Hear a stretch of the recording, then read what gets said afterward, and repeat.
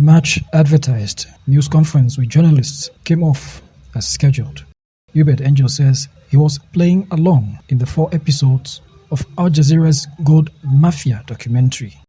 Speaking through his lawyer, Professor Lovemore Madhuku, in Harare on Friday, ANGEL'S said intelligence report had been obtained that some suspicious characters had arrived at the climate conference in Glasgow, Scotland, and they needed to know who they were. Sometime in 2021, when the president was attending COP26 in Scotland, there were a group of persons who now appear and feature in the Al Jazeera documentary, who approached persons working with my client.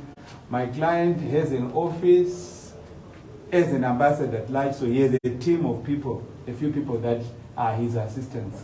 So through one of his assistants, these people approached my client wanting to see the president and have an investment discussion with the president of Zimbabwe. These people were already in London, and the president was attending COP26 in Scotland.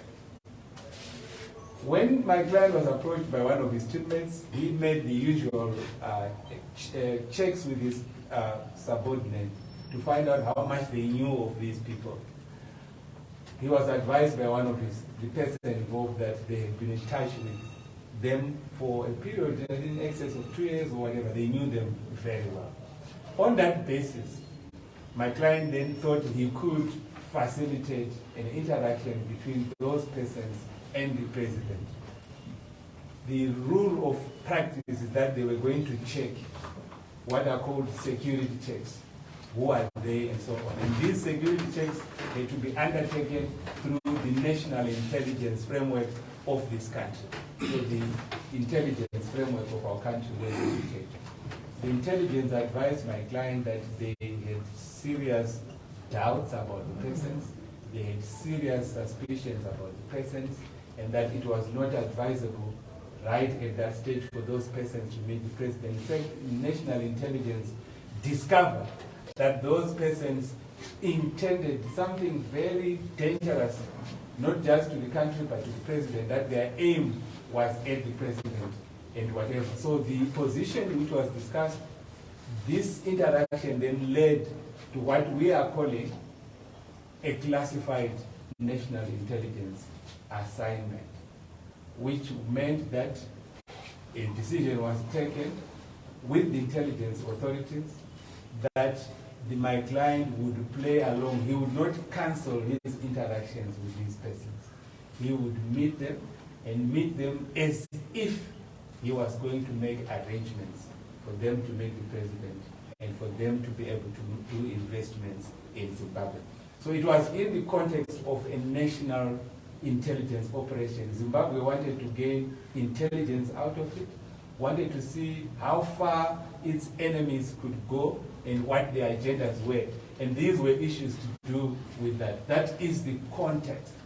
Professor Lovemore said decoys were always used as part of the modus operandi of state intelligence to ascertain the so-called investors, for which reason they used the president's niece and the president's wife. So in terms of them playing along, we want to stress that my client says even as they were going to play along, there was also somewhat a possibility that these persons were not what the intelligence thought they were. In that documentary, all the things that I said, no one was phoned. I'll give that as an example. So there was no call to the First Lady, for example. There was no call to Henrietta Lushwaya. These were decoys that were put in an intelligence operation. So even the statements that you hear, they are not real. That's the explanation coming from my client. Angel reiterated that he had never done any shady deals such as money laundering or directly receiving kickbacks as facilitation fees in order to have audience with the president. My client wants it to be put right across on record that he has never, ever done anything on behalf of the president, no deals on behalf of the president, no activities on behalf of the president. his relationship with the President of Zimbabwe, His Excellency Mnangagwa, is one of principal and urgent, one of superior and subordinate, and he has that relationship.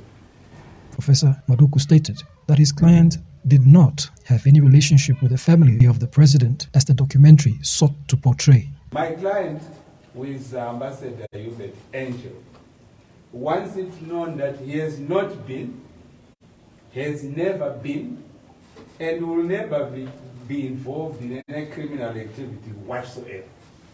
More particularly, he would like it to be stated that he has not been involved in any form of gold dealing or gold smuggling, nor has he ever engaged in money laundering by whatever name it may be called.